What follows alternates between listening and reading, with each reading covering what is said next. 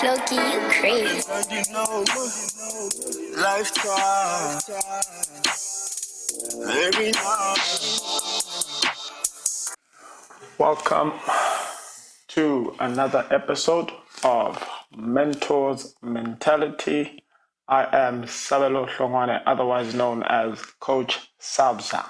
All right, today's topic, wanted to talk a little bit about professionalism and the power of professionalism, or the advantages that come with professionalism. Right? Okay. As always, I will use a sports or soccer experience to express my learning experience and how I used that in transition to life itself. All right. 1 second.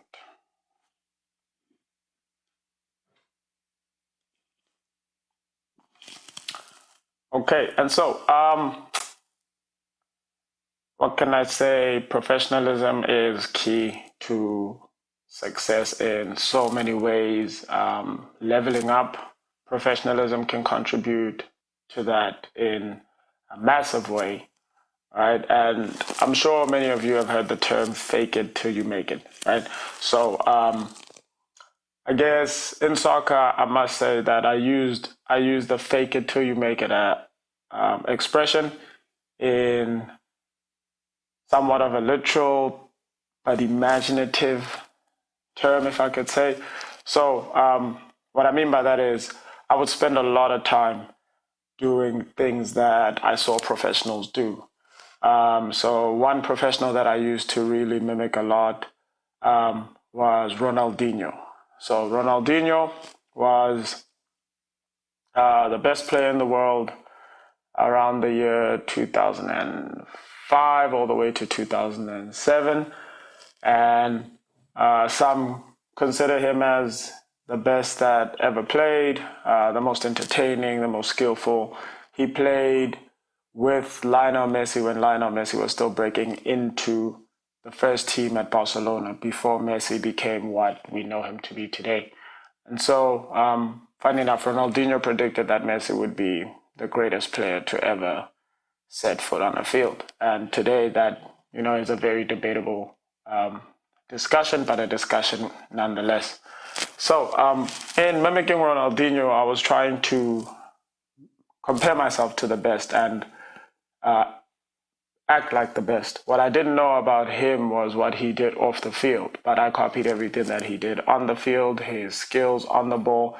And I must say, challenging myself to that degree helped me a lot in developing my skill a lot quicker than I thought. My ball control, I think that's where I fell in love with the element of ball control. So I used to fake being Ronaldinho a lot. I remember one challenge that I saw. I still don't know if it was true by him because of video editing, but they recorded him getting new soccer shoes. It was the Legends. What were they? Tempo. And so he puts the shoes on. They're white and gold.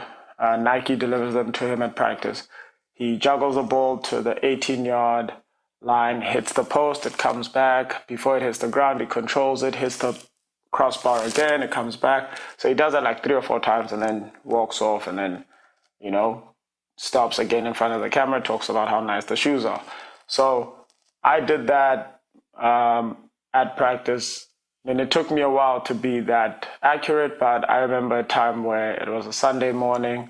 I did the same routine, put the cleats on, walked over, juggling, hit the post, it came back, kept it up. And, at that moment, I just thought, oh my goodness, I did it, right? And that was only one time. Then second time, it didn't hit the post. And then I had tried it again, hit the post, it came back. I hit the post again, it came back, and I controlled it. And I thought, man, if he can do it, I can do it, but I remember looking around and thinking, did anybody see that? And, I used to go to the field by myself every Sunday morning just to connect with God. And so nobody saw me. So I went back, told people about it, and they're like, you're lying. You can't do that. And then people came back to watch me try to do it, and then I couldn't do it.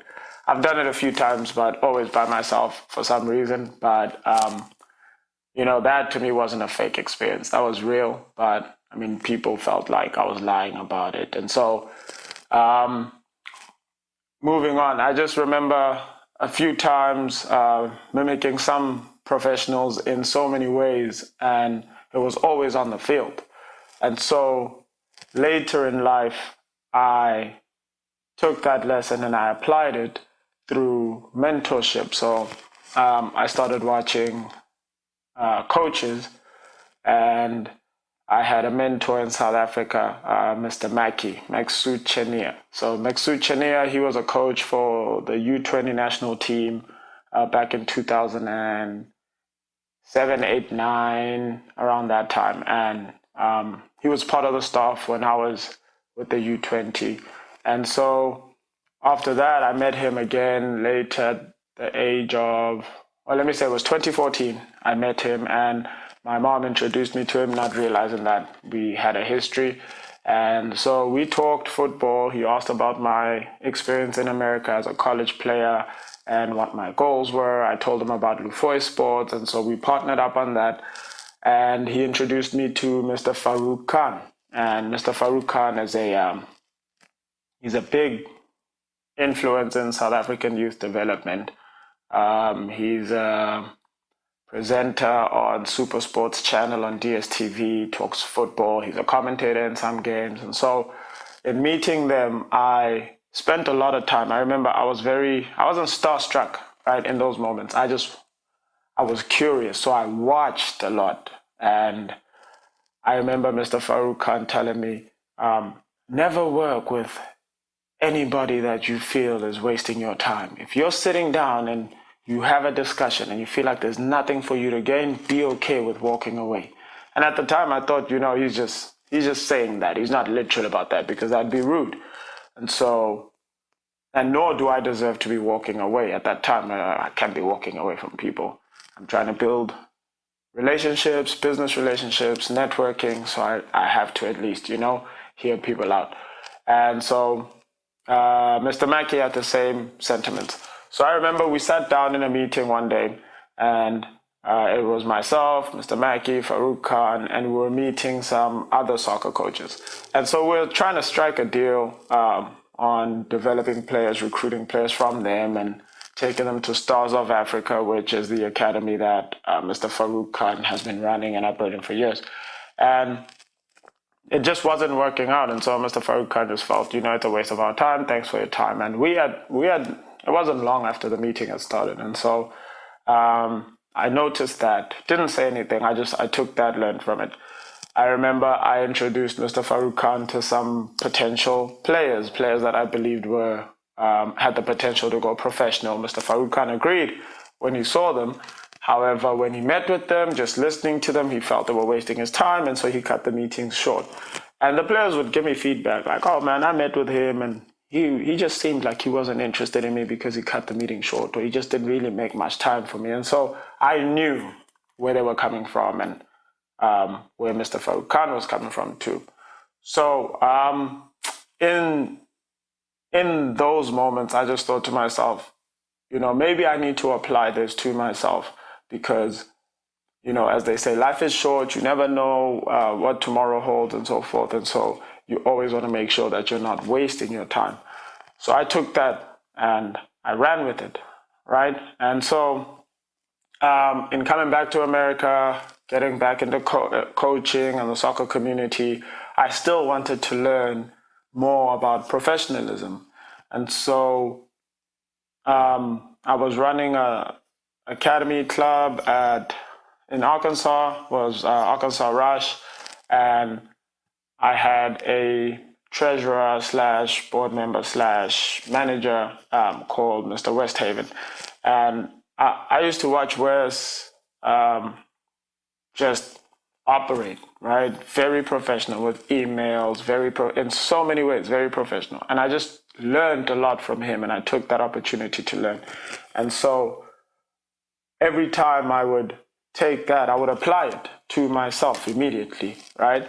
And I got the opportunity to be an assistant coach at Central Baptist College, which is the college that I went to when I came to America as a player. And I worked with coach there, Mr. Lance Gordon, and he's been coaching for years, 20 plus years in college. And so, I learned from him, right? And as I learned from him, I applied it, right? All administrative stuff that I lacked, I just took from that, right? But all in that time, I had moments from Mr. Farouk Khan all the way through to Mr. Lance Gordon. I had moments in between where I always felt like I knew more than them, but I never really expressed that side, right? To Mr. Farouk Khan, I just talked about academy. He gave me his breakdown, but on what I think it was about kids that are aged 8 all the way to 12, what they should be learning and the tools to teach them these lessons and how to skip steps so that they are advanced and we can compete with the Europeans. And so we had those discussions. I gave him my 2 cents and he gave me his. And, I just never voiced it at the time, but I knew that I had an upper hand from what he believed would work and what I believed could work. I had applied what I was talking about. And so I've seen it work, right? But in that time, I just felt that I needed to play my role. So in a sense, I would say I spent a lot of time faking that I didn't know things that I actually knew until a certain point. And then when I had to take the reins, I was also an assistant coach at Professionalism, which was a semi-pro team in South Africa. And by the time I took that, it was about 2017, I think. I guess I ran that program, team, club as if I had been a head coach for years. And I think that was one of the first few times where I faked the coach that I wanted to become, or the coach that I saw myself becoming or saw myself as later in life, right? I knew I still had a lot of things to learn and go through, but when I took over that team, I was a South African who had been to America, learned a lot and came back. And so in that moment, everybody looked at me like I knew a lot more than everybody around. To some degree I did, but football is it's a global universal language, and so everybody can contribute. But I spent a lot of that time faking being a head coach. When I came to America in 2018 and Coach Lance in 2019 worked with me at CBC, he allowed me to coach the team on the field as if I was a head coach. And so I faked that side of me too. Right? The players wouldn't say that I was, looking back, they wouldn't say that I was faking it. That they believe that that's who I am and who and how I operate. But to me, I had to, I guess I'd say, go outside of myself every single time I stepped on that field. But it felt more and more natural, is what I would say, as the years progressed. And so, I would say for them, it wasn't, they probably didn't see it as me faking anything, because it felt natural. I was expressing myself almost naturally. And so it was real, right? Who they were seeing and what they were seeing was the realist side of me that they could see. And I would say, it's not to say that now I feel like I am. I think it definitely was at the time where I was at Central Baptist College as an assistant, where I became the coach that I believe I was always destined to become. And I'm not going to say I made it in a sense of, I've reached my peak or pinnacle, or, I'm successful in that aspect or in that light. I would say I made it in a sense of, I am a head coach now, and I believe that everything, how I conducted myself through everything, is what allowed me to have this position as we speak. If it wasn't for that, I don't think I would be here at this point in time. And what I mean by that is I set up I write down my goals, always have my entire life. I don't know why, it just naturally I'd write down, I want to juggle this many juggles by this time, and then I'd break those goals down. I need to juggle this many by this time so I can reach this goal by this time. And I need to run this many miles by this time. And so I've always done that my entire life. And one of my goals was, when I get back to America, I need to be a head coach at a college program by the age of 35. I'm 32 years old, and I'm a head coach at a program. And I think what contributed most, I know, believe, and all that what contributed most to it was my level of professionalism. How I conduct myself in private sessions through Lufoy Sports. How I conduct myself at club level in development soccer in the community. How I conducted myself at the semi-pro level as a player, leading by example with Little Rock Rangers and Arkansas Wolves this past season. And how I've conducted myself as a coach at Central Baptist College. How I'm conducting myself currently. How I've conducted myself in business and how I conduct myself in business at this point, right? And just getting away from the soccer side of things, just in life. I remember my brother always said to me, my oldest brother, he's been in business for years, along with my dad. And so his advice to me was in negotiating tactics. And I thought, man, this guy is so young. How can he, have the guts to negotiate with people that have been in the business for so long? And so he had a similar mindset to Mr. Farouk Khan. He would just say, know what you want when you step in, and if you're not getting that, then step out. And just listening to him say that, I thought to myself, I want that.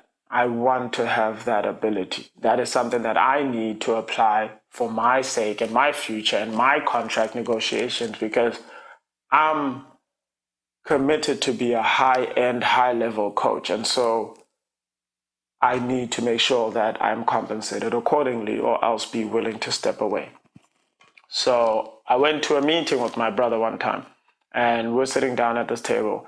And he already has the agreements in his head, right? So he's talking to these guys, and they're negotiating amounts, and he doesn't settle, right? And I'm thinking, man, that sounds like a good deal, that's a lot of money. But at that moment, all I could do was just analyze his body language, analyze his demeanor, and his voice, his projection, his confidence, everything. And I thought to myself, man, I need to be that. And what's funny is, then we leave the meeting, and then he switches off from the businessman, right? And now he's just like my brother.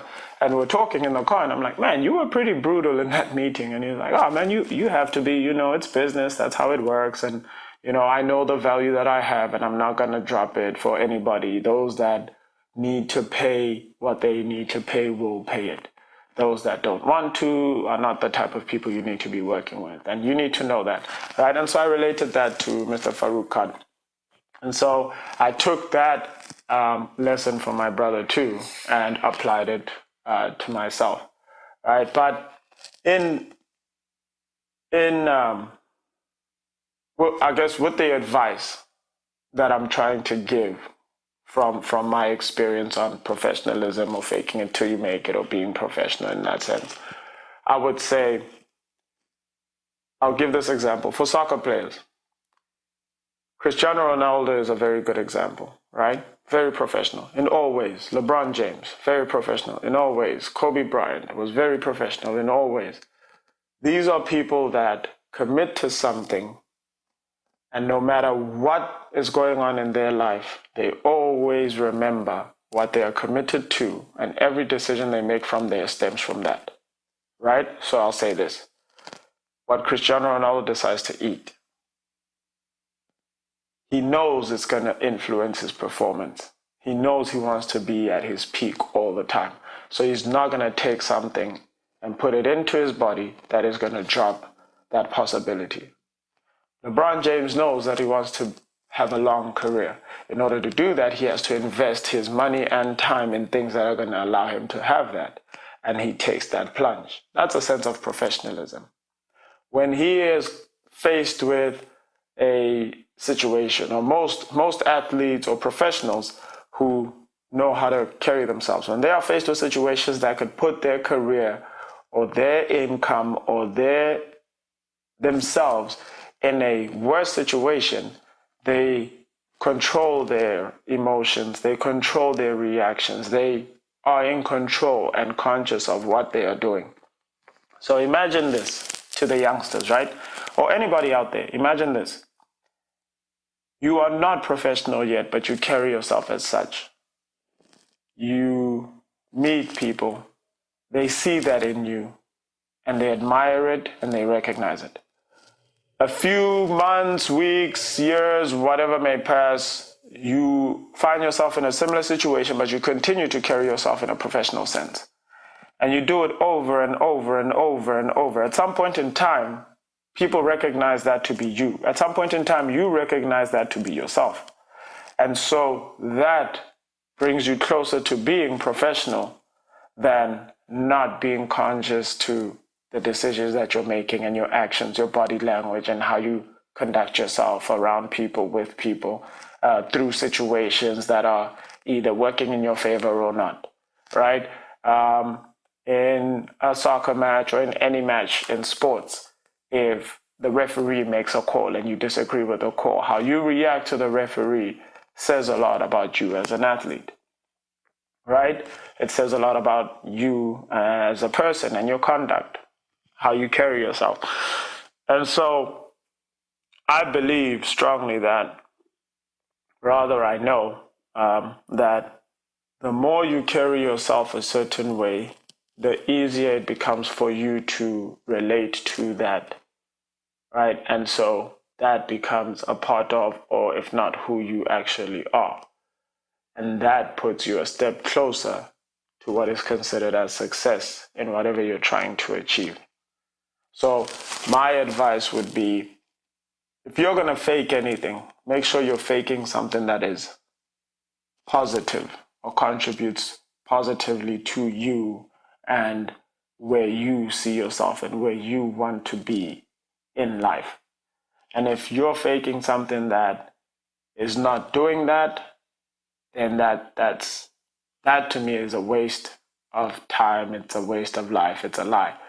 But if you fake something that is positive or contributes positively to your future, I say have at it and keep at it until your future becomes your present, right? And that's the advice that I would give from my experiences. I'm not saying that I'm all the way professional. I'm still learning. I'm still asking questions. I'm still contributing to people that matter to me, that are not professional in certain aspects. I still give my advice. A lot like one other example I'll make. I have a record label in South Africa with a friend of mine, Samuel Mochele. He's known as Just Sam, right? And we work with Peace Snacks, Perseverance, Sitole, and then Tibu Twiz is another artist. His name is Debo. And then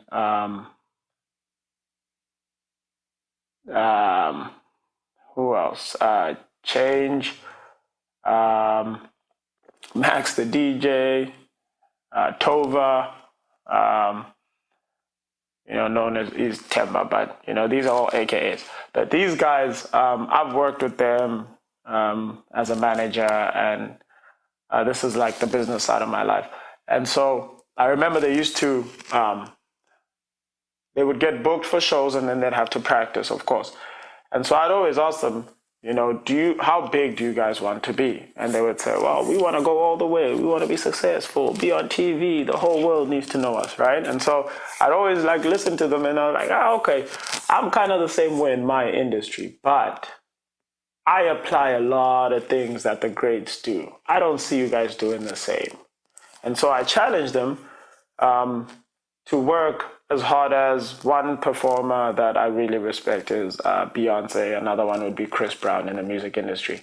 The reason, performances, right? The reason why I chose those people is because they're not the only ones. I've seen quite a few performances that I respect. Kendrick Lamar's performances are pretty good. I'm a huge fan of him, but on a lyrical basis. But I'm meaning like his performance, right? So I challenge them and say, well, I've seen documentaries of these people running while they sing or running while they rap. Because when you run, you lose, you get gassed out, right? You get fatigued and tired. But if you can still hit the high notes and still remember all your lyrics when you're fatigued and still deliver, right? Then I think you're better set. So we would go to shows and I'd watch them. And this was before I gave them the advice. And I'd see them get fatigued and their words would change because they're tired. I'm like, they're not professional.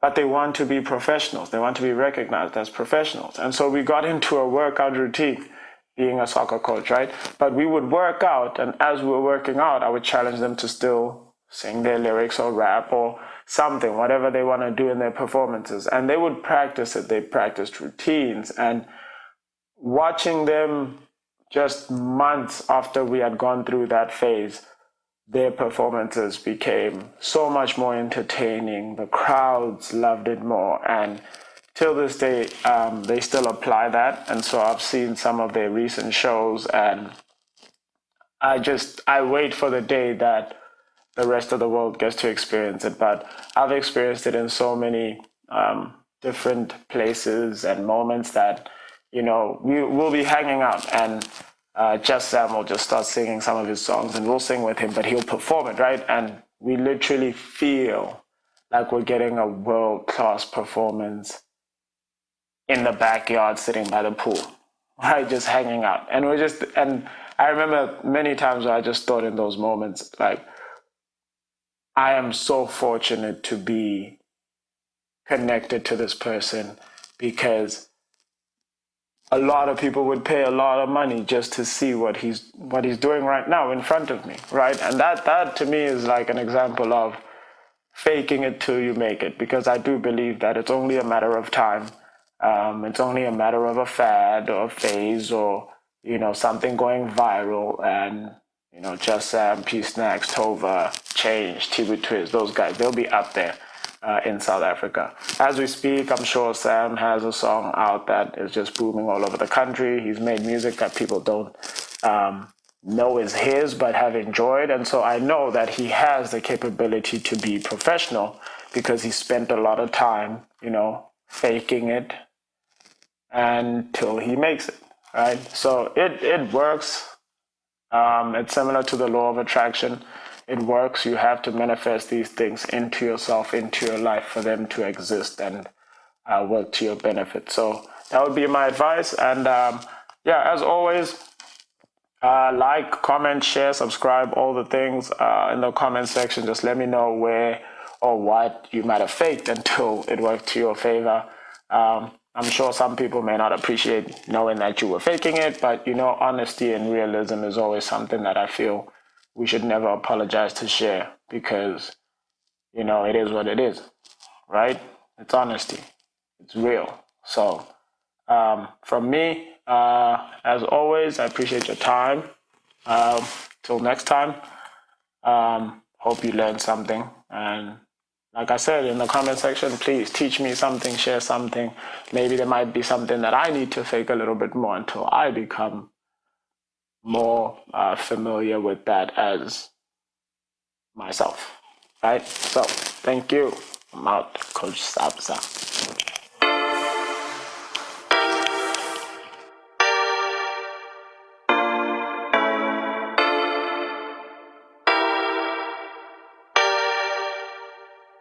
Floki, you crazy. Lifetime. Maybe not.